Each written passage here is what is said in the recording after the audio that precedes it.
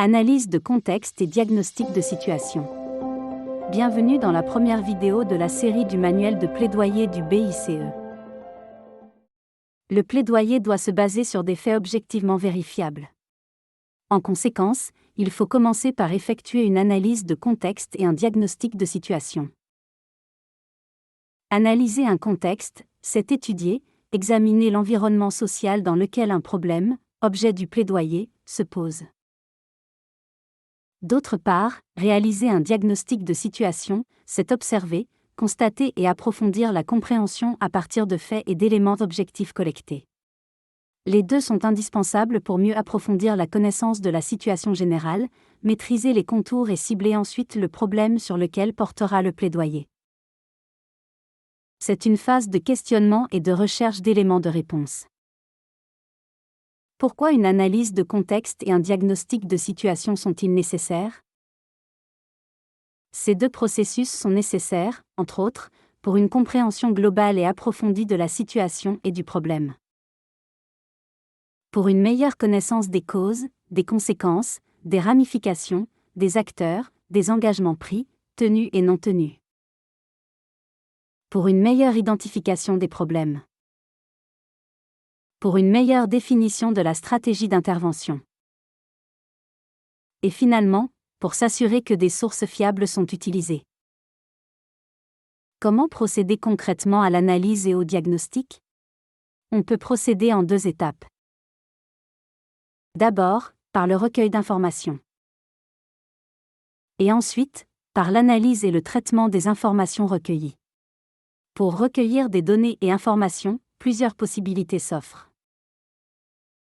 Par exemple, vous pouvez effectuer des visites sur le terrain.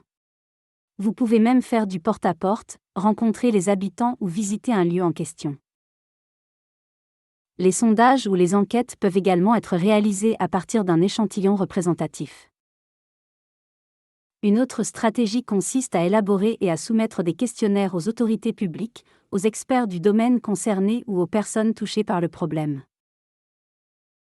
Ou mener des interviews avec des personnes que vous considérez comme importantes pour obtenir des informations précieuses.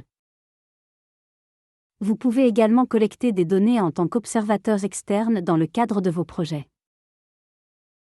Ou mettre en place des focus group avec des équipes interdisciplinaires et impliquer des experts locaux, tels que des consultants ou des chercheurs de la région.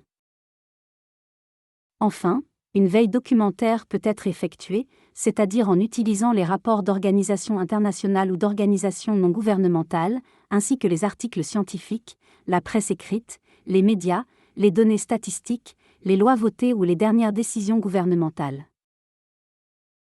Pour analyser et traiter les informations recueillies, il est conseillé d'adopter une approche systémique qui consiste à examiner une situation dans plusieurs dimensions à partir des données recueillies. Les ressources à mettre à contribution sont à la fois internes et externes. Au niveau interne, c'est l'occasion de valoriser les recherches, les rapports ou autres informations récemment collectées par votre organisation dans le cadre d'un projet. Sur le plan externe, il est possible de confier l'analyse et le diagnostic à un consultant.